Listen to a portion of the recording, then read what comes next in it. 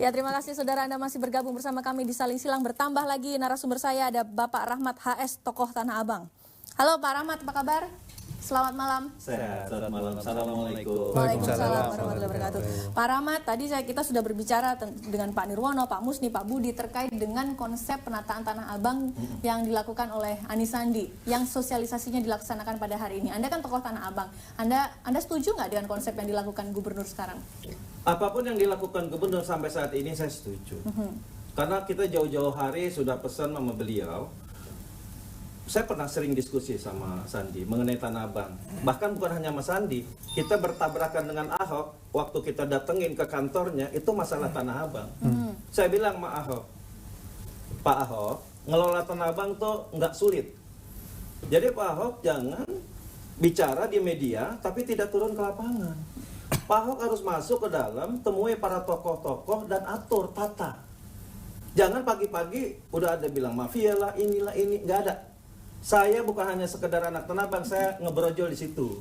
Dan saya besar di pasar itu. Oke, gitu. mafia Tanah Abang tuh ada apa tidak? Nggak ada. Jangankan mafia, preman aja nggak ada di Tanah Abang. Masa Pak? Yang dimaksud preman begini. Satu-satunya pasar yang tidak ada preman urban, Pak Umar. Maaf nih. Hampir semua pasar, pusat-pusat keramaian yang menghasilkan uang, itu pasti ada preman urban. Preman urban tuh dari timur, dari sini, masuk ke situ. Di Tanah Abang slow dengan anak-anak Betawinya. Ya, kalau seandainya ada teman-teman kita yang orang sekitar ya, anak Jati Baru, anak Jati Bunder, anak Kebon Kacang, dagang di kampungnya sendiri dilarang, itu satu hal nggak mungkin. Sebelum ada keramaian di situ, anak situ udah ada di situ. Misalnya beliau ngeluarin meja dagang korma di depan rumahnya, lalu dilarang. Ini kampung dia. Nah, oleh karena itu jangan digusur. Diapain? Dikelola, dibina. Bagaimana caranya? Oke, Anda berarti inginnya dikelolanya seperti apa sih, Pak?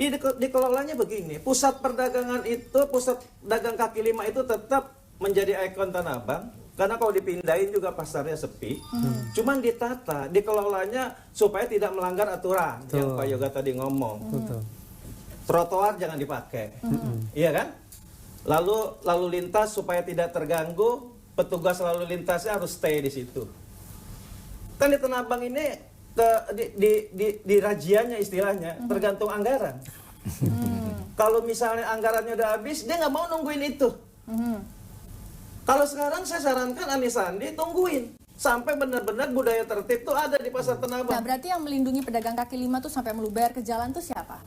Nah, ada yang melindungi. Pedagang kaki lima tuh datang sendiri, dagang sendiri di situ karena berarti rame. Harusnya Satpol PP ketika dilakukan penertiban bisa gampang dong, Pak. Ini Loh, kan kelihatannya susah sekali dilakukan. Iya, oleh karena itu sampai kapanpun kalau sifatnya penertiban penggusuran tidak ada solusi di Tanah Abang akan sulit. Oleh karena itu dicari solusinya bagaimana. Gubernur harus turun, Wagub harus turun, wali kota harus turun. Duduk bersama komunitas pedagang Tanah Abang, duduk bersama tokoh Tanah Abang. Tokoh Tanah Abang tuh ada Bang Uco, orang tua yang dihormati, ada Haji Lulung yang tidak lain wakil ketua DPRD. Dia pada segan sama dua tokoh itu gitu loh. Berarti ketika Haji Lulung ini sekarang mendukung Anies Sandi, kelihatannya pasti akan selesai di masalah Tanah Abang. Insya Allah, kalau Anies Sandi sama Haji Lulung sinergi, sama komunitas Tanah Abang sinergi, Tanah Abang akan tertib. Oke. Nah, Pak Budi, kalau tadi kan mungkin Pak Rahmat mengatakan ini tidak ada preman, tapi Anda sendiri sebagai Satpol PP kalau di lapangan Anda apa sih yang Anda hadapi? Baik, saya kira saya juga memang tidak ingin berdebat tebal dengan preman yang tadi disampaikan, karena memang saya dengan jajaran saya Satuan Polisi Pamong Praja itu penegak peraturan daerah. Kita bicaranya bersinggungan dengan penyandang masalah kesejahteraan sosial. Kalau kemudian itu ada preman, itu ranah domainnya bukan kami, itu ada di kepolisian.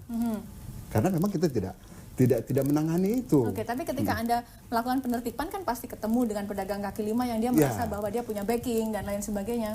Jadi selama ini kita melaksanakan tugas di Tanah Abang tidak kurang dari 105 orang setiap hari. Itu satu shift dari mulai jam 7 pagi, jam 6, jam 7 sampai dengan jam 18.